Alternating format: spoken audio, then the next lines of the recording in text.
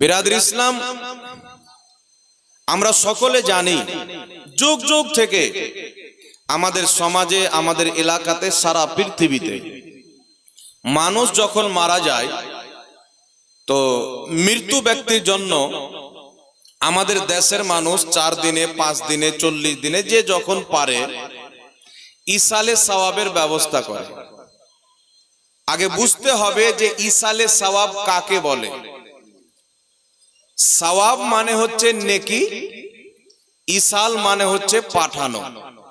ইসালে সওয়াব অর্থাৎ জীবিত ব্যক্তি যখন নিজের ভালো কর্মের সওয়াব নেকি মৃত্যু ব্যক্তির নামে পাঠায় তাকে বলা হয় ইসালে সওয়াব। যেমন আপনারা বসে আছেন, আমি আপনাদের সকলের জন্য দোয়া করি যেন আল্লাহ পাক যাদের পিতামাতা ইন্তিকাল করেছেন সকলের পিতামাতাকে আল্লাহ পাক যেন জান্নাতবাসী করেন। এটা একটা ইসালে সওয়াব। আমি আল্লাহ তাবারাক ওয়া তাআলার রাস্তাতে কিছু পয়সা দান করলাম, নিয়ত আছে আল্লাহ আমি এই পয়সা দান করলাম, এর সওয়াব তুমি আমার মা বাপের কবরে পৌঁছে দিও, আমার নানা নানি, দাদা দাদি, আত্মীয় স্বজনের নামে পৌঁছে দিও। নেকি করার কাজ আমাদের, পৌঁছানোর কাজ হচ্ছে আল্লাহ পাকের। বলেন সুবহানাল্লাহ। এখন দেখতে হবে বিরাদর ইসলাম, বর্তমান জামানাতে সমাজের মধ্যে কিছু লোক দেখতে পাওয়া যায়, তিনাদের বক্তব্য হলো যে মানুষ যদি মারা যায় তো মরা গরু কি আর চারা খায়? মানুষ মরে গেল, শেষ হয়ে গেল, সে নিজে কোরআন পাঠ করেনি, সে নিজে নামাজ পড়েনি, নিজে তেলাওয়াত করেনি, ওর জন্য কোরআন পাঠ করে লাভটা কি? এই প্রশ্নটা কিন্তু করে বাবা। আচ্ছা, যারা এই প্রশ্ন করে যে যেই লোকটা নিজে কোরআন তেলাওয়াত করেনি তার নামে কোরআন তেলাওয়াত করে লাভ কি? তাহলে আমি তাদেরকে বলবো, যেই লোকটা জানাজার নামাজ জীবনে পড়েনি, লোকটা মুসলমান, যদি মারা যায় ওই লোকটার জানাজা পড়া হবে না বিনা জানাজাতে দাফন করা হবে? আপনারা মশলাটা তো জানেন। একটা লোক জীবনে কওরির জানাজার নামাজ পড়েনি, লোকটা কিন্তু মুসলমান, তাহলে ওই লোকটা যদি মারা যায় তাহলে গ্রামের লোক কি বলবে যে ও কওরির জানাজা পড়েনি, তো ওর জানাজা পড়ে লাভ কি? তাহলে আশপাশের লোক সবাই বলবে কি, পাড়া প্রতিবেশী গ্রামবাসীর লোকেরা বলবো যে এই লোক, এদের সমাজের লোক হচ্ছে মূর্খ জাহিল। বলছে কেন? বলছে ও না হলে ভুল করেছে, তুই কোন দিমাগওয়ালা যে ডবল ভুল করছিস? বুঝতে পারছেন কথা আমার? তো কেউ যদি ভুল করে তাই আমিও ভুল করব, এটা কিন্তু মুসলমানের কর্তব্য না। আমি মারা গেলাম, গ্রামের লোক মরছে, কেউ দোয়া করছেন না, তাই আপনি মারা যাবেন তো লোক বলবো ও যখন করে দোয়া করেনি তা আমরা কেন ওর জন্য দোয়া করব? তো শরীয়ত এটাকে পছন্দ করে না। শরীয়ত কাকে পছন্দ করে? শরীয়ত বলছে কেউ যদি ভুল করে তুমি সবুর করো, কেউ যদি ভুল করে তুমি ক্ষমা করে দাও, কেউ যদি ভুল করে তুমিও ভুল করিও না। এটা আমার নবীর আদর্শ। আর সে করেনি তো আমি কেন করব? এটা নবীর আদর্শ না, এটা বানানো আদর্শ। এখন আপনাদের সম্মুখে দুটি বিষয় আমি ক্লিয়ার করব। আগে একটি বিষয় বুঝতে হবে যে জীবিত ব্যক্তি ভালো আমল করলো তো জীবিত ব্যক্তির করা আমলের নেকি মৃত্যু ব্যক্তির কবরে কিভাবে যাবে, এটা একটা জানার বিষয় আছে না নাই বাবা? একটি কথা মনে রাখবেন বাবা, সর্বপ্রথম আমরা যে মৃত্যু ব্যক্তির জানাজার নামাজ পড়ি, এই জানাজার নামাজটাও হচ্ছে মৃত্যু ব্যক্তির জন্য এক প্রকারের একটি দোয়া। এই জানাজার নামাজ কমপ্লিট দোয়াও না, কমপ্লিট নামাজও না। কারণ যদি শুধু দোয়া থাকতো তাহলে কিবলার দিকে মুখ করা শর্ত থাকতো না, দাঁড়িয়ে করা শর্ত থাকতো না।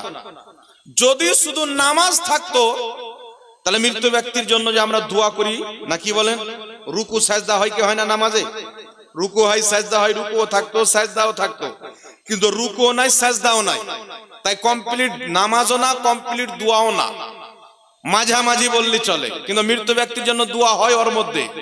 সুতরাং জানাজার নামাজ যে যখন আমরা মৃত্যু ব্যক্তির নামে দোয়া করি, এর মানে মৃত্যু ব্যক্তির জন্য দোয়া করলে মৃত্যু ব্যক্তি উপকৃত হয়, তার কারণে ইসলামে জানাজার নামাজ রাখা হয়েছে।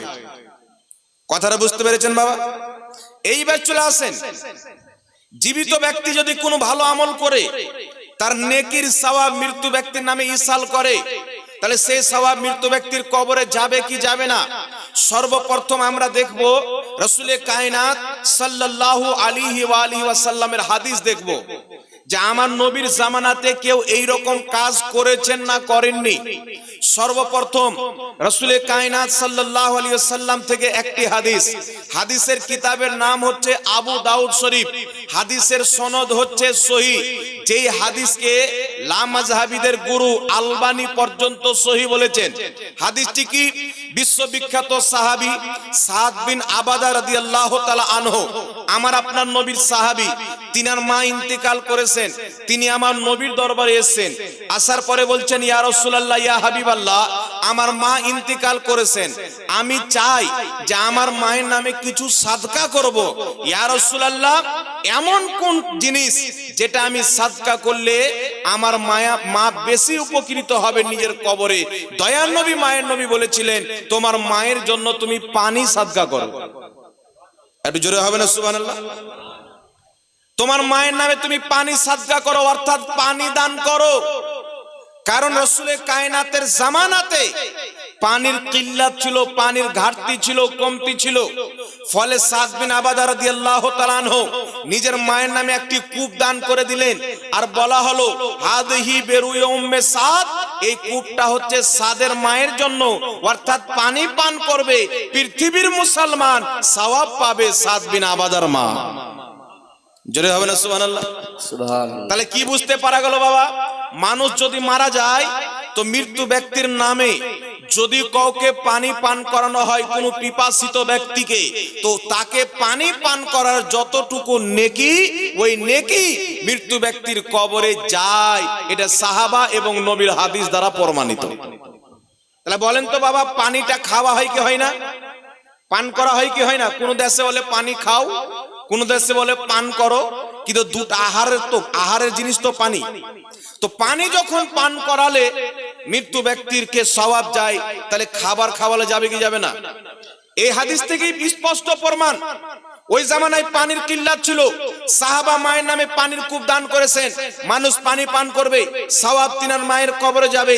সুতরাং এই হাদিস থেকে প্রমাণ হয় যত রকমের হালাল জিনিস, হালাল খাদ্য, শরীয়তে যে খাদ্য খাওয়া যায়, ওই প্রত্যেক খাদ্যর মাধ্যমে ইসালে সওয়াব করাও জায়েজ আছে। বলেন সুবহানাল্লাহ। আপনি চাইলে খাবার খাওয়ান, ক্ষুধার্ত ব্যক্তিকে খাবার খাওয়ান, পিপাসিত ব্যক্তিকে পানি পান করান, আপনার উলঙ্গ ব্যক্তিকে কাপড় দান করেন, গরিব মিসকিন ব্যক্তিকে কাপড় পরান, যে কোনো নেকির কাজ আপনি করবেন। এই সমস্ত নেকির কাজ মৃত্যু ব্যক্তির নামে জীবিত ব্যক্তির করা নবীর হাদিস অনুযায়ী শরীয়তে 100% জায়েজ আছে। বলেন সুবহানাল্লাহ। সুবহানাল্লাহ। এইবার চলে আসেন বিরাদর ইসলাম। এখন এলাকাতে কিছু মগজ মরা লোক বেরিয়েছে, যার ব্রেনে বুদ্ধি কম আছে, গোবর বেশি ভরা আছে। তারা বলবে সাহাবা পানি খাইয়েছিল, তো আমরাও পানি পান করাবো, খাবার কেন খাওয়াবো? এইরকম প্রশ্ন কিন্তু আপনাকে করবে। কিন্তু একটি কথা মনে রাখবেন, মশলা যখন আখাজ করবেন, একটি হয় দালালাতুন নাস, একটি হয় ইশারাতুন নাস, একটি হয় ইবারাতুন নাস, একটি হয় ইক্তেদাউন নাস। তো এই যে নস চারটা আমি আপনাদের সম্মুখে বললাম, এখানে আপনারা যারা আছেন আমার মনে হয় না এই নস কাকে বলে আপনারা জানেন। তাহলে এই নসকে যদি বুঝে নেয়, যেমন সাহাবায়ে কেরাম মৃত্যু ব্যক্তির নামে পানি পান করালো, তার সওয়াব তিনার মা পেয়ে উপকৃত হবে কবরে। আমার নবী এই স্টাম্প মেরে দিলেন হাদিসে। সুতরাং আপনি যদি খাবার খাওয়ান, তার নেকি আপনার পিতামাতা পাবেন। আপনি যদি পোশাক পরান, তার নেকি আপনার পিতামাতা পাবেন। আপনি আম খাওয়ান, জাম খাওয়ান, যত হালাল খাদ্য আছে আপনার পিতামাতার নামে মানুষজনকে খাওয়া দাওয়া করান, তার সওয়াব আপনার পিতামাতার কবরে আল্লাহ পৌঁছে দিবে। বলেন সুবহানাল্লাহ। সুবহানাল্লাহ। এইবার চলে আসেন বিরাদর ইসলাম, দ্বিতীয় নম্বরে একটি হাদিস আপনাকে শোনাই, যে আমরা যে মৃত্যু ব্যক্তির নামে খাওয়া দাওয়া করে আসি, কেউ 4 দিনে, কেউ 40 দিনে। একটি কথা মনে রাখবেন, 4 দিনে করানোর একটি কারণ হচ্ছে, মৃত্যু ব্যক্তি যখন মারা যায় তো 3 দিন পর্যন্ত মৃত্যু ব্যক্তির জন্য শোক পালন করা যায়। 3 দিন যখন পার হয়ে গেল, শোক পালন করা নাজায়েজ হয়ে গেল। আপনার বাড়িতে কোনো মানুষ মারা গেছে, 3 দিন পর্যন্ত আপনি শোক পালন করতে পারেন। 3 দিন যখন পারিয়ে যাবে, আপনার প্রতি শোক পালন করা অবৈধ হয়ে যাবে, নাজায়েজ হয়ে যাবে। সুতরাং 3 দিন পর আমরা শোক থেকে বেরিয়ে যেমনই 4 দিনে পড়লাম, মৃত্যু ব্যক্তির জন্য ইসালে সওয়াবের ব্যবস্থা করলাম। আপনি 4 দিনে করেন, 5 দিনে করেন, 6 দিনে করেন, 40 দিনে করেন, 20 দিনে করেন, কোনো অসুবিধা নাই। কিন্তু কিছু লোক আছে বলছে যেই দিন করবে ওই দিনই হবে, তো আমি ডেট কেন নির্ধারিত করে করব? বুঝে, ডেট যদি নির্ধারিত করা হয় তাহলে বিদআত হয়ে যাবে। কিন্তু পৃথিবীর ইসলামের কোনো স্কলার এই কথা বলেননি যে কোনো ভালো কাজে, জায়েজ কাজে যদি তুমি ডেট ফিক্স করো তাহলে জিনিসটা নাজায়েজ হয়ে যাবে। এটা ইসলামের ফতোয়া না, এটা হচ্ছে শয়তানি ফতোয়া। ইসলামী ফতোয়া কি? আমরা 2 জন বন্ধু আছি। একজন বন্ধু নিয়ত করেছে আমি 4 দিন পরে অমুক দোকান থেকে মোবাইল চুরি করব। আরেকজন বন্ধু নিয়ত করেছে যে আমি আগামী বছর হজের মাসে হজ করতে যাব। তো আল্লাহ তাবারাক ওয়া তাআলা ফেরেশতাকে বলছেন, ফেরেশতা যখন নেকি করার নিয়ত করেছে তুমি একটা নেকি লিখে দাও। যখন করবে তার নেকি তখন লিখবে, কিন্তু এখন আগে একটা লিখে দাও। যেই ব্যক্তি ভালো কাজের নিয়ত করে সঙ্গে সঙ্গে একটা নেকি আল্লাহ লিখে দেয়, বলেন সুবহানাল্লাহ। আর এইদিকে চোর চুরি করবে 4 দিন পর, ফেরেশতা বলছে আল্লাহ যেই ব্যক্তি নেক কাজের নিয়ত করেছিল একটা নেকি তো লিখে দিলাম, কিন্তু যেই ব্যক্তি গুনার নিয়ত করেছে একটা গুনাহ লিখে দি। আল্লাহ বলছে দাঁড়া, যতক্ষণ পর্যন্ত গুনাহ না করে নিবে ততক্ষণ পর্যন্ত গুনাহ লিখবে না। কারণ হতে পারে আমি আল্লাহ তার চুরি করার পূর্বে তাকে হেদায়েত দিয়ে দিই চুরি না করে। বুঝতে পেরেছেন? তো যদি কোনো বান্দা নেকির কাজে নিয়ত করলো আগামী বছর হজ করতে যাব, 1 টাকা দান করব বা অমুক কিছু করব, কিন্তু ওই ডেটটা আসলো কাজটা করলো না, তো ফেরেশতা বলছেন নেকিটা মিটিয়ে দি। আল্লাহ বলছে আমি যেটা দিয়ে দিই, মিটাবের প্রয়োজন নাই। আর এইদিকে গুনহার নিয়ত করেছে, গুনাহ করতে গেল করলো না, তার গুনাহ লেখা হলো না। যখন করে ফেলবে তারপরে গুনাহ লেখা হবে। তাহলে ডেট করাতে, নিয়ত করাতে লাভ আছে না নাই বাবা? এখন কোন ব্যক্তি যারা বলে ডেট করা যাবে না, আমি এটা চ্যালেঞ্জ করে বলি বিনা ডেট করে পৃথিবীতে কিছু করা যাবে না। আমার নবীর হাদিস পড়েন, সাহাবার হাদিস পড়েন। আল্লাহর নবী সাল্লাল্লাহু আলাইহি সাল্লাম এবং সাহাবায়ে কেরাম নিজের জিন্দেগিতে কোনোদিন কোন মাদ্রাসার উন্নতি কল্পে জালসার ডেট ফিক্স করে, তারিখ ফিক্স করে করেননি। কোন জালসা তিনারা ডেট ফিক্স করে করেননি। তাহলে আজকে যারা বলে ডেট ফিক্স করে 40 করা যাবে না, চাহরম করা যাবে না, এই দাড়িওয়ালা শয়তানদের জালসা ডেট ফিক্স করে হয় কি হয় না? 1 মাস আগে হেমবেল ছাপাই কি ছাপাই না? তাহলে ওয়ার জুতা ওয়ার গালি পড়ে, তার জুতা তারই গালে পড়লো। তুমি যদি তোমার ফাতোয়াকে মানো, যেই ফাতোয়া তুমি দিয়েছো, তো ডেট করিও না, হঠাৎ করে জালসা লাগিয়ে দাও। না কোনো বক্তা আসবে, না কোনো শ্রোতা যাবে, না কি বলেন বাবা? তাহলে বিনা ডেট করে কিছু হবে? আজকে যে এমএসডি সুন্নি মিডিয়ার চ্যানেলওয়ালা ভাই মায়ের নাম ইসালে সওয়াব করেছেন, হঠাৎ করে যদি আজকে করে দিতেন, কাউকে না বলতেন, আপনারা আসতেন। এখন যদি আপনাদেরকে দাওয়াত না দিত, কেউ এখানে খাবে না। বলো কেন দাওয়াত দিল না, খাবো না? তো প্রত্যেক জিনিসের বাবা একটা ডেট লাগে। আমাকে একজন খারাপ ভাষাতে জিজ্ঞাসা করেছিল যে 4 দিন 40 দিনে ডেট করে করলে ওই জিনিসটা হারাম হয়ে যায়।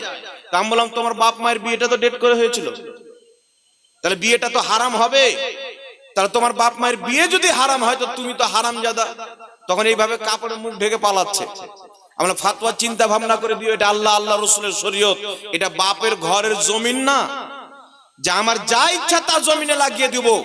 শরীয়তের ফাতোয়া ওই ব্যক্তি দিবে যেই ব্যক্তি ফাতোয়া দেওয়ার যোগ্যতা মাদ্রাসাতে পড়ে অর্জন করেছে।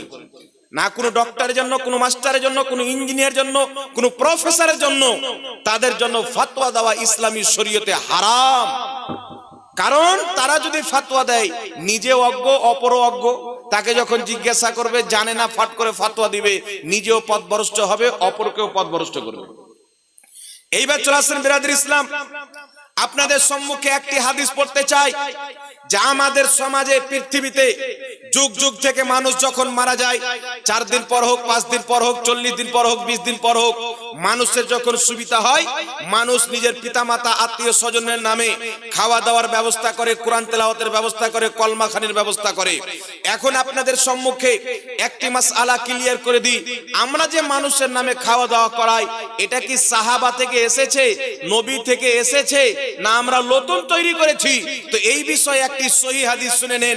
950 বছর পূর্বের লেখা কিতাব হিলিয়াতুল আউলিয়া, ইমাম আবু নঈম আসবাহানী রাহমাতুল্লাহ আলাইহি, এই কিতাবের মধ্যে সহিহ সনদে হাদিস নিয়েছেন ইমাম জালালউদ্দিন সিউতি রাহমাতুল্লাহ আলাইহি নিজের কিতাব আল হাবিলিল ফাতাওয়ার 230 পৃষ্ঠার মধ্যে সহিহ সনদে হাদিস নিয়েছেন। হাদিসটি উল্লেখ করে বলেছেন ওয়া রিজালুহু রিজালুস সহিহ, এই হাদিসের প্রত্যেকটা বর্ণনাকারী সহিহ। তিনি বলছেন সাহাবায়ে কেরামের জামানায় এবং তাবেঈনদের জামানায় যখন কোন মানুষ মারা যেত, তিনি বলছেন সাহাবায়ে কেরাম ফাকানু ইস্তাহিবুনা আইয়াতামা আনহুম তিলকাল আইয়াম, সাহাবায়ে কেরাম ওই মৃত্যু ব্যক্তির জন্য 7 দিন পর্যন্ত মানুষকে খাওয়া দাওয়া করাতেন। জোরে বলেন সুবহানাল্লাহ। সুবহানাল্লাহ। কতদিন পর্যন্ত খাওয়া দাওয়া করাতেন? সাহাবায়ে কেরাম এবং তাবেঈনগণ 7 দিন পর্যন্ত মৃত্যু ব্যক্তির নামে মানুষকে খাওয়া দাওয়া করাতেন। এখন যদি কোনো গাঁজাখোর গাধা যদি এসে বলে মৃত্যু ব্যক্তির নামে খাওয়া দাওয়া করানো হারাম, ওই খাবার খাওয়াও হারাম, তাহলে সে সাহাবার দিন মানলো না ইহুদির দিন মানলো? কার দিন মানলো? ইহুদির দিন মানলো। যেই মৌলবি বলছে 40 চারমের খাওয়া দাওয়া করা হারাম, ওই মৌলবি ফাতোয়া দিচ্ছে যত রকমের পশু পাখি জীবজন্তুর মাংস খাওয়া হালাল, ওই সমস্ত পশু পাখির পেশাব এবং পাখানাও হালাল। আচ্ছা বলেন তো বাবা, মুরগির মাংস খাওয়া জায়েজ না না জায়েজ? জি। তো এই যে কিছু আহলে হাদিস নামের লোক বের হয়নি, লেডিস নামাজি, এরা বলে যত রকমের জানোয়ার আছে, এদের কিতাব হাদিয়াতুল মাহদি, এদের বড় ইমাম ওয়াহিদুজ্জামান লিখেছে এই কিতাবের মধ্যে যে গরু ছাগল পশু পাখি যত রকমের পশু যাদের মাংস খাওয়া হালাল, তাদের পাখানাও হালাল, তাদের পেশাবও হালাল। তাহলে বলেন তো বাবা, মুরগির মাংস খাওয়া হালাল না হারাম? তাহলে মুরগির মাংস আমরা খাবো, পাখানাটা ওরা খাবে নাকি বলেন? মাংস আমরা খাবো, পেশাবটা ওরা খাবে। সুতরাং যেই ব্যক্তি সাহাবায়ে কেরাম যে খাবার মৃত্যু ব্যক্তির নামে করিয়েছেন, খেয়েছেন, ওই খাবারকে হারাম বলবে, ওদের জন্য গু খাওয়াটাই যথেষ্ট, ওটাই ঠিক। হালাল খাবার ওদের জন্য হালাল না। তাই বিরাদর ইসলাম, সাহাবায়ে কেরাম মৃত্যু ব্যক্তির নামে তাবেঈনগণ 7 দিন পর্যন্ত খাওয়া দাওয়া করেছেন মানুষজনকে। তাহলে আমরা খাওয়া দাওয়া করাতে পারি কি পারি না? তার কারণ এটা যুগ যুগ থেকে চলেছেন, হঠাৎ করে কেউ তৈরি করে দেননি। নবী পাক সাল্লাল্লাহু আলাইহি সাল্লামের সাহাবার জামানা থেকে, এমন কি যে নবীর জামানাতেও সাহাবায়ে কেরাম মৃত্যু ব্যক্তির নামে পানি পান করেছেন, কূপ দান করেছেন। এই সমস্ত হাদিসকে সামনে রেখে যুগ যুগ থেকে মুসলমান পিতার নামে মাতার নামে 4 দিনে হোক, 40 দিনে হোক, বছরে হোক, মা বাপের নামে মানুষকে খাওয়া দাওয়া করায়, তার কবরে নেকি পাঠায়। জোরে বল সুবহানাল্লাহ। সুবহানাল্লাহ। কিছু বক্তা বেরিয়েছে, আপনার বর্তমানের দিকে একটা পোল্ট্রি মুরগি বক্তা আছে, জি, এ বলছে এতই যে মৃত্যু ব্যক্তির নামে খাওয়া দাওয়া করা হারাম। আরেক জালসাতে বলছে যে যদি খাওয়া দাওয়ার এত ইচ্ছা থাকে আমার মাদ্রাসাতে দিয়ে দিবে। এক জালসায় বলছে মানুষকে খাওয়া দাওয়া করানো হারাম, আরেক জায়গায় বলছে আমার জালসা আমার মাদ্রাসাতে দিয়ে দিবে। তাহলে মানুষকে যদি খাওয়া দাওয়া করানো হারাম হয়, তাহলে ওর মাদ্রাসায় কি কুত্তা বিল্লি পড়াশোনা করে? জি। এদের চরিত্র এরা হলো মুনাফিক, এদেরকে চিনেন। এরা যতই হারাম বলুক, ডাকিয়েন ভাদর মাসের কুত্তার মতন খাবে, মানুষের মতন খাবে না। হারাম বলবে, দাওয়াত দেন কুকুরের মতন খাবে। আপনাদের ওই পাড়ার একটা বাড়িতে এসেছিলাম আমি, মিলাদের 40 মিলাদ ছিল। তো দেখছি ওই জালি টুপিওয়ালা মৌলবি গুলো এসে আগে বসেছে আর খাচ্ছে, আর এমন ভাবে খাচ্ছে যেমন মরা গরু মরে গেলে কুকুর টেনে টেনে খায় না, ওই রকম খাচ্ছে। তুই হারাম বলছিস তো খাচ্ছিস কেন? লজ্জা লাগে না? হারাম বলবো তো খাবো কেন? এটা তো মুনাফিকের চরিত্র। তাহলে সুন্নাত ওয়াল জামাত এদের মধ্যে মুনাফিকই না, সাহাবায়ে কেরাম মৃত্যু ব্যক্তির নামে খাইয়েছে, খাওয়ালছেন। আমরা কিয়ামত পর্যন্ত নিজেও খাবো, মানুষকেও খাওয়াবো। বলুন সুবহানাল্লাহ। সুবহানাল্লাহ। যদি সাহাবায়ে কেরাম বিদাতি থাকে তো আমরাও বিদাতি, যদি সাহাবায়ে কেরাম মুসলমান থাকে তো আমরাও মুসলমান। না কি বলেন? তো সাহাবায়ে কেরামের চাইতে বড় মুসলমান কেউ আছে? জি। একজন ব্যক্তি আমাকে প্রশ্ন করেছে, মোবাইলে লিখে পাঠিয়েছে, হুজুর হযরতে মা ফাতেমা ইন্তেকাল করেছেন, তো হযরতে আলী কি 40 আরম্ভ করেছেন? আবু হানিফা করেছেন, ইমাম শাফি করেছেন, ইমাম আহমদ বিন হাম্বল করেছেন, তারপরে ইমাম মালিক করেছেন। মানে কয়েকজন ইমামের নাম গনিয়ে বলছে ইনারা কি মানুষ মারা গেলে ইনারা কি খাওয়া দাওয়া করিয়েছেন?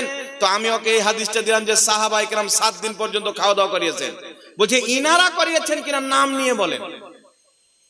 তা আমি বললাম আচ্ছা বলো তো হযরতে আলী সাহাবী না সাহাবী না? বলেন তো আপনারা, সাহাবী না সাহাবী না?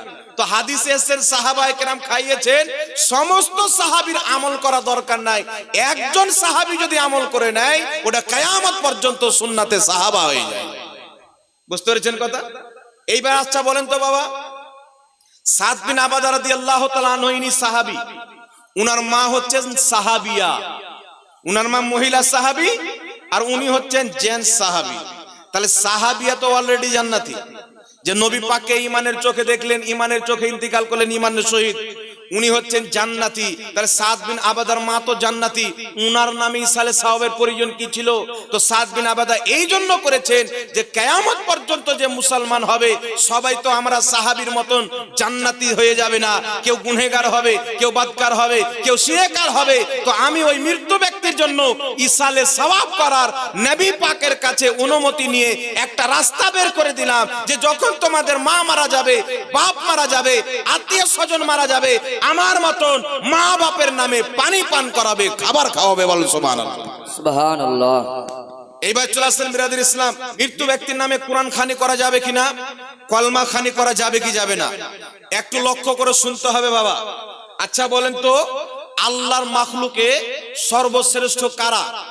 গাছ আল্লাহর সৃষ্টি, পশু আল্লাহর সৃষ্টি, চন্দ্র সূর্য আল্লাহর সৃষ্টি, সারা পৃথিবী আল্লাহর সৃষ্টি।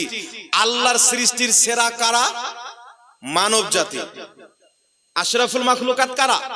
আমরা আপনারা মানব জাতি। চাঁদ চাইতে উত্তম, সূর্য চাইতে উত্তম, পশু পাখি চাইতে উত্তম, গাছ গাছালি চাইতে উত্তম। অর্থাৎ আল্লাহর সৃষ্টিতে সর্বশ্রেষ্ঠ হচ্ছে মানব জাতি, তাই না? কথা ক্লিয়ার তো? No doubt. এবার আমার দিকে ধ্যান দেন, আল্লাহর সৃষ্টিতে সর্বশ্রেষ্ঠ হচ্ছে মানুষ। একটি হাদিস আপনাদেরকে শোনাচ্ছি, তিরমিজি শরীফের মধ্যে হাদিস, বুখারীর মধ্যেও সম্ভবত হাদিসটি রয়েছে। হাদিসটি একেবারে সহিহ, আজ পর্যন্ত কেউ এই হাদিসকে দুর্বল বলেনি, সবাই সহিহ মানে। হাদিসটি কি?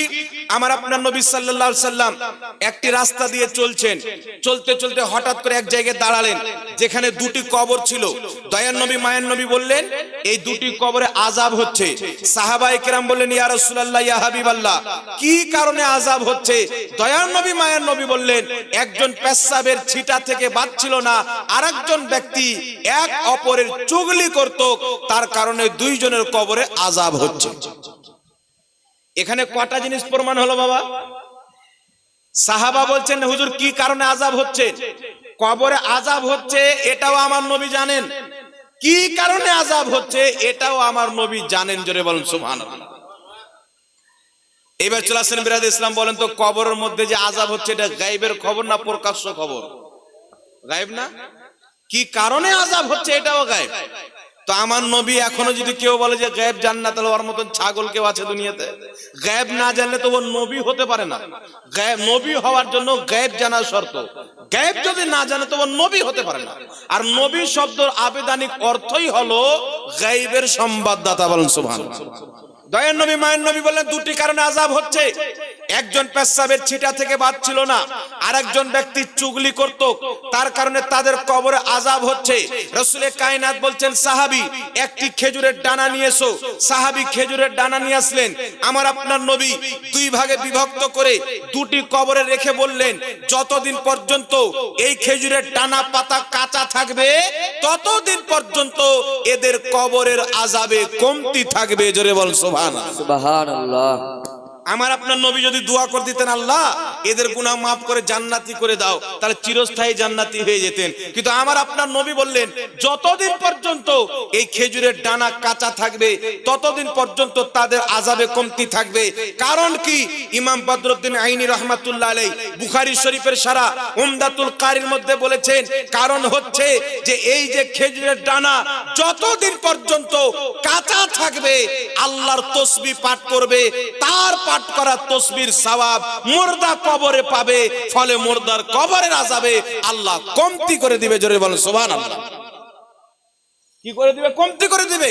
তাই আল্লাহ পাক কোরআনে বলছেন, সাব্বাহা লিল্লাহি মা ফিস সামাওয়াতি ওয়াল আরদ, জমিন আসমানে যা কিছু আছে আমি আল্লাহর তাসবিহ পাঠ করে। তাহলে কি বুঝতে পারলেন?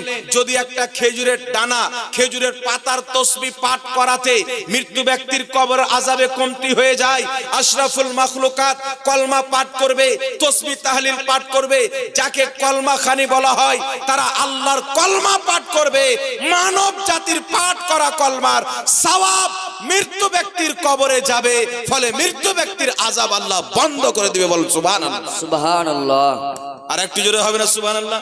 সুবহানাল্লাহ। এই জন্য বদরুদ্দিন আইনি বলেছেন, যখন গাছের পাতার তাসবিহ পাঠ করাতে মুর্দার কবরে আযাবে কমতি হয়ে যায়, তো মানুষ যখন তাসবিহ পাঠ করবে, কোরআন তেলাওয়াত করবে, মৃত্যু ব্যক্তির কবরে আযাবে অবশ্যই আল্লাহ কমতি করবে। জোরে বলেন সুবহানাল্লাহ। তাই ইমাম বদরুদ্দিন আইনি এই হাদিসের সারাতে বলেছেন, সুতরাং যেই ব্যক্তি কবর জিয়ারত করতে যাবে, কবরে গিয়ে কোরআন তেলাওয়াত করা হচ্ছে মুস্তাহাব নেকির কাজ। একটু জোরে বলতে হবে সুবহানাল্লাহ। সুবহানাল্লাহ। একটি হাদিস আর আপনাকে শুনিয়ে দিই। হাদিসের কিতাবের নাম হচ্ছে মাজমাউজ জাওয়াইদ, লেখকের নাম হচ্ছে ইমাম হাইসামি রাহমাতুল্লাহ আলাইহি। ইমাম হাইসামি রাহমাতুল্লাহ আলাইহি হাদিসটিকে উল্লেখ করে সহিহ বলেছেন। হাদিসটি কি? বিশ্ববিখ্যাত তাবেঈ হযরতে লজলজ রাহমাতুল্লাহ আলাইহি তিনার পিতা থেকে বর্ণনা করছেন। তিনি বলছেন, আমার পিতা যখন ইন্তিকাল করবেন, তিনার পিতা হচ্ছে সাহাবী, তিনি যখন ইন্তিকাল করবেন বলছেন, আমার পিতা আমাকে নসিহত করলো, বেটা আমি যখন মারা যাব আমার কবরের পাশে মাথার সাইডে সূরা বাকারা পাঠ করবে, এটা আমি নবী পাক থেকে শুনেছি। জোরে বলেন সুবহানাল্লাহ। অর্থাৎ আমার নবী বলেছেন যে মৃত্যু ব্যক্তির কবরের পাশে গিয়ে তোমরা সূরা বাকারা পাঠ করবে।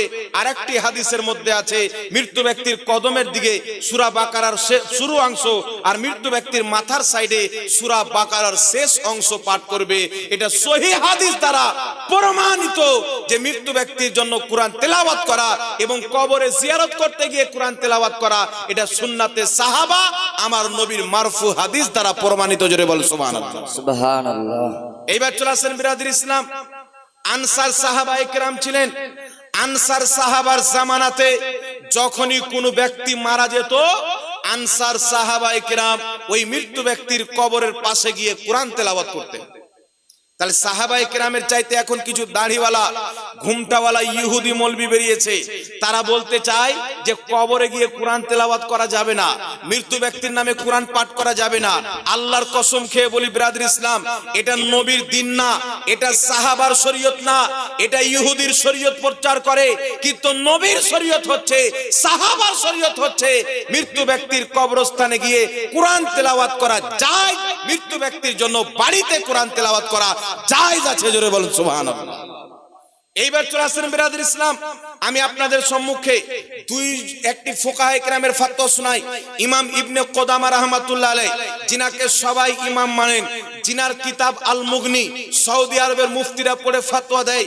এই কিতাবের মধ্যে লিখেছেন, ইজমাউল মুসলিমিন, প্রত্যেক মুসলমানের ঐক্যমত, ইজমা রয়েছে যে মৃত্যু ব্যক্তির নামে যদি জীবিত ব্যক্তি কোরআন তেলাওয়াত করে তো ওই মৃত্যু ব্যক্তি ওই কোরআন তেলাওয়াতের সওয়াব পায়, ফলে তার আযাবে আল্লাহ কমতি করে দেয়।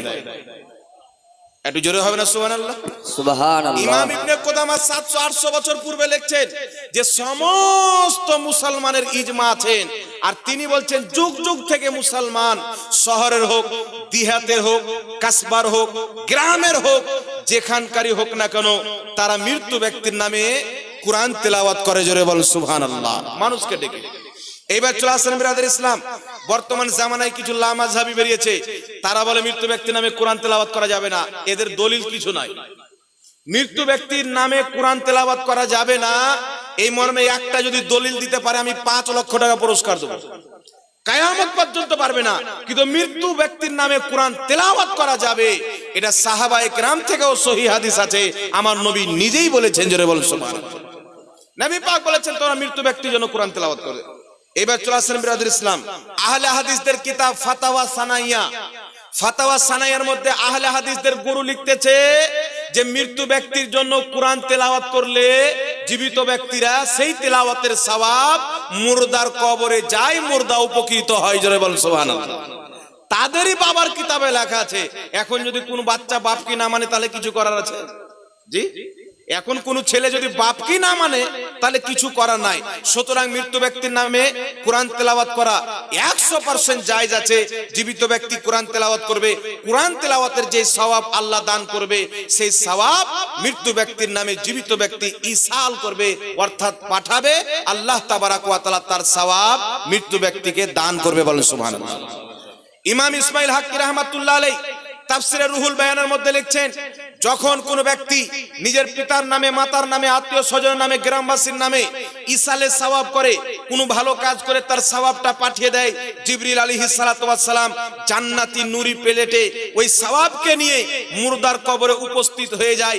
মুর্দার কবরে উপস্থিত হওয়ার পরে বলে, এই মুর্দা তোমার অমুক ছেলে, অমুক মেয়ে, অমুক ভাই, অমুক বন্ধু, অমুক গ্রামবাসী, অমুক মাওলানা তোমার নামে সওয়াব পাঠিয়েছে। ওই মৃত্যু ব্যক্তি এমন খুশি হয় যেমন সাঁতার না জাননেওয়ালা ব্যক্তি যখন সমুদ্রতে ডুবে আর একজন ব্যক্তি তাকে উঠিয়ে বাঁচিয়ে নেয়, বাঁচার পরে যেমন খুশি হয়, মৃত্যু ব্যক্তির নামে ইসালে সওয়াব করলে সওয়াব পেয়ে মুর্দা সেই রকমই খুশি হয়ে যায়, জোরে বলুন সুবহানাল্লাহ। সুবহানাল্লাহ। এইবার একটা কথা হচ্ছে বাবা, এরা বলবে যে নিজে কোরআন তেলাওয়াত করো, ভাড়া করে লোক নিয়ে লাভ কি? জি বলে কি বলেন না? ওই যে ভাড়া করে লোক নিয়ে লাভ কি? তোমার বাপ মারা গেছে, তোমার মা মারা গেছে, তুমি কোরআন তেলাওয়াত করো, তোমার বউ করবে, তোমার বোন করবে, তোমার ভাই করবে, গ্রামের ভাড়া করা মৌলবি মুন্সি নিয়ে লাভ কি? ভাড়া করা লোক নিয়ে লাভ কি? আচ্ছা বলেন তো বাবা, যে মৌলবি এই কথা বলছে বা যে লোক বলছে, ওর বাপ মায়ের বিয়েটা কে পড়িয়েছিল?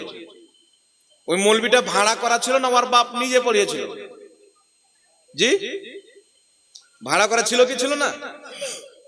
মসজিদের ইমামটা ভাড়া করা না জন্ম দেওয়া বেটা? ভাড়া করেন না? মাদ্রাসার যত শিক্ষক আছে আপনাদের কালোপুরে সবাইকে কি আপনাদেরই ছেলে না ভাড়া দিয়ে নিয়েছেন?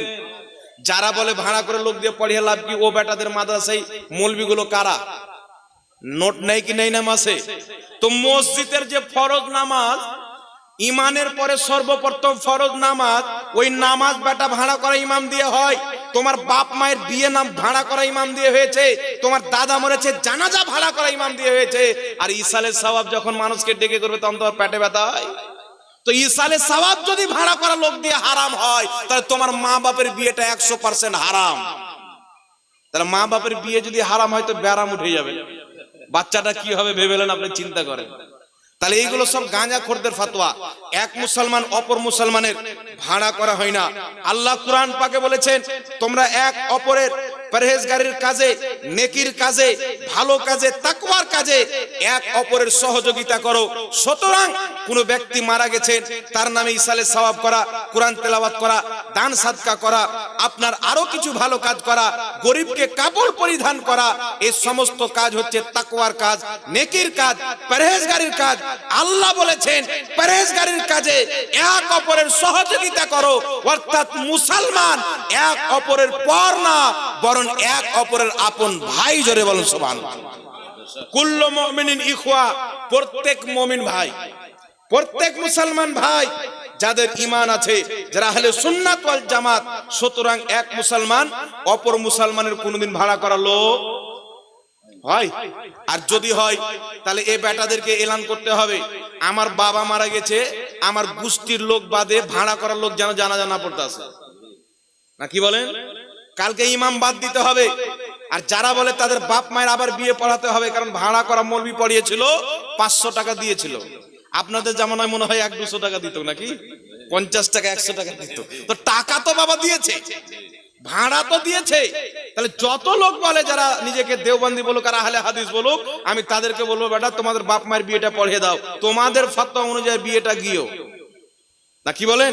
তাহলে বিয়ে যদি গিয়ে হয়ে যায় তাহলে দ্বিতীয়বার পড়াতে হবে কি হবে না? তাহলে এরা যদি বলে ভাড়া করা লোক, তাহলে বলবে মসজিদের ইমামটা কি যত মুসাল্লি আছে সবারের বেটা? টাকা দেও না, বিনা টাকাতে থাকে? তোর মাদ্রাসার মৌলবি কি বিনা টাকাতে থাকে? বলতে পারবেন কি পারবেন না বাবা? জি। তাহলে এরা কত বড় জোলহা দেখেন। ব্রেনে যদি গু ভরা না থাকতো তাহলে ইসালে সওয়াবের ভাড়া করা লোকের আগে মসজিদটা সাফ করতো। আল্লাহ হেদায়েত দান করুক, সকলে বলুন আল্লাহুম্মা আমিন। এইবার একজন ফোন করে বলছে যে একটা বক্তা বলেছে আপনার এই যে জলঙ্গের দিকে আছে সিস্টার বিমল দাসের বেটা তিরঙ্গা দাস, এ এক জায়গাতে মালদাতে গিয়ে বলেছে, ওর বিপরীতে আমাকে ডেকেছিল জবাব দেওয়ার জন্য। মালদাতে গিয়ে এক জায়গায় বক্তব্য দিচ্ছে যে আমাদের দেশের যুগ যুগ থেকে হিন্দুদের কেউ যদি মারা যায় তারা মাংস ভাত করে, মিষ্টি করে, দই করে, পোলাও করে। সেইগুলো থেকে শিখে শিখে আমরা 40 আছে আরম্ভ করতে আরম্ভ করি। তো আমি ওকে একটা উত্তর দিয়েছিলাম, এইগুলো লোকের জন্য আমার উত্তর হচ্ছে যে আবু লাহাব যখন মরেছিল 40 আছে আরম্ভ হয়নি। আবু জেহেল মরেছে ইসালে সওয়াব হয়নি। উতবা, সাহেবা, ইয়াজিদ, যত ওয়াহাবি, যত আপনার লামাযহাবিদের গুরু আছে, যত কাফির মারা গেছে তাদের নামে কোনোদিন কোনো ইসালে সওয়াব, দোয়া, খায়ের, খাওয়া দাওয়া, পানি পান করা কিছুই হয়নি। কিন্তু সাহাবায়ে কেরাম যখন মারা গেছেন, অপর সাহাবায়ে কেরাম ওই মৃত্যু সাহাবায়ে কেরামের নামে পানিও পান করিয়েছেন, 7 দিন পর্যন্ত খাবারও খাইয়েছেন। বল সুবহানাল্লাহ। তা তোমরা আবু জেহেলের দল করিও না, তোমরা আবু লাহাবের শরীয়ত মানো করিও না, না কি বলেন? আর হিন্দু যখন তুলনা দিচ্ছ তো কুত্তা বিল্লি মরলেও তো হয় না। জি, কুকুর মরলে 40 আছে আরম হয়, দোয়া হয়, জানাজা হয়, ছাগল মরলে হয়, যত রকমের পশু পাখি জানোয়ার আছে এরা মরলে মৃত্যু ব্যক্তির নামে ইসালে সওয়াব হয় না। কিন্তু মানুষ যখন মরে তার নামে ইসালে সওয়াব হবে। কারণ মানুষের মধ্যে আর জানোয়ারের মধ্যে তফাৎ আছে। মানুষকে নেকির প্রয়োজন আছে, মানুষকে দুয়ার প্রয়োজন আছে, মানুষকে জান্নাতের প্রয়োজন আছে, মানুষ গুনাহ করেছেন, গুনার ক্ষমা করাবার প্রয়োজন আছে। সুতরাং এক মানুষ অপর মানুষের জন্য ইসালে সওয়াবও করতে পারে, দোয়াও করতে পারে। জোরে বলেন সুবহানাল্লাহ। আর একটা কেউ যদি বলে মরা গরু কি আর চেরা খায়, তাহলে একটা বলবে তোর বাপ মা মরলে গরু হয়ে যায়, তোর খাই না। জি, মরা গরু কি আর চারা খায়? তো তোর বাপ মরলে গরু হয়ে যায়, বিল্লি হয়ে যায়, কুত্তা হয়ে যায়, করিস না। আমাদের বাপ মরলে বাপ থাকে, মা মরলে মা থাকে, গরু হয় না, তাই আমাদের চারা খায়। সাহাবায়ে কেরামের খেয়েছেন, নেকি করেছেন, পাঠিয়েছেন। সাহাবায়ে কেরাম নেকি যায় তবু তো করেছেন। আর আমার নবী বলেছেন মিশকাত শরীফের মধ্যে হাদিস, মানুষ যখন মারা যায় তাই সমস্ত আমলের দরজা বন্ধ হয়ে যায়। নামাজ, রোজা, হজ, যাকাত সব বন্ধ হয় কি হয় না? কিন্তু 3টি আমলের দরজা খোলা থাকে। 1 নাম্বার, ওই ব্যক্তি যদি কাউকে আলিম বানিয়ে থাকে, মারা গেছেন, ওর বানানো আলিম ব্যক্তি 10 জনকে আলিম করবে, ওই 10 জন আবার 10 জন করে, ওই 10 জন আবার 10 জন করে, কিয়ামত পর্যন্ত তার দেওয়া ইলম বন্টন হতে থাকবে, সওয়াব তার কবরে যেতে থাকবে। দ্বিতীয় নাম্বার, নবী পাক সাল্লাল্লাহু আলাইহি সাল্লাম বলছেন, দ্বিতীয় নাম্বার হচ্ছে সাদকায়ে জারিয়া। মসজিদ তৈরি হয়েছে, মাদ্রাসা তৈরি হয়েছে, আপনি মারা গেছেন, টাকা দিয়ে মসজিদ বানিয়েছেন, যতদিন মসজিদ থাকবে আপনি মারা গেছেন, আপনার কবরে সওয়াব যেতে থাকবে। আরেকটা হচ্ছে ওয়ালাদুস সালেহ, নেক সন্তান। আপনি মারা গেছেন, আপনার জন্য চোখের পানি ফেলে দোয়া করবে, আপনার নামে দান করবে, আপনার নামে সাদকা করবে, আপনার নামে গরিবকে খাওয়াবে, আপনার নামে মানুষজনকে দাওয়াত দিয়ে খাওয়া দাওয়ার ব্যবস্থা করবে। যারা কোরআন পড়তে জানে তাদেরকে ডেকে কোরআন তেলাওয়াত করাবে, গরিবদেরকে কাপড় পরাবে। আপনার নামে যত নেকির কাজ করবে আপনার ছেলে মেয়ে, সমস্ত নেকি আল্লাহ আপনার কবরে পৌঁছে দিবে। বলেন সুবহানাল্লাহ। তার কারণে মৃত্যু ব্যক্তির নামে সওয়াব চাই। আল্লাহ পাক বুঝার তৌফিক দান করুক, সকলে বলুন আল্লাহুম্মা আমিন।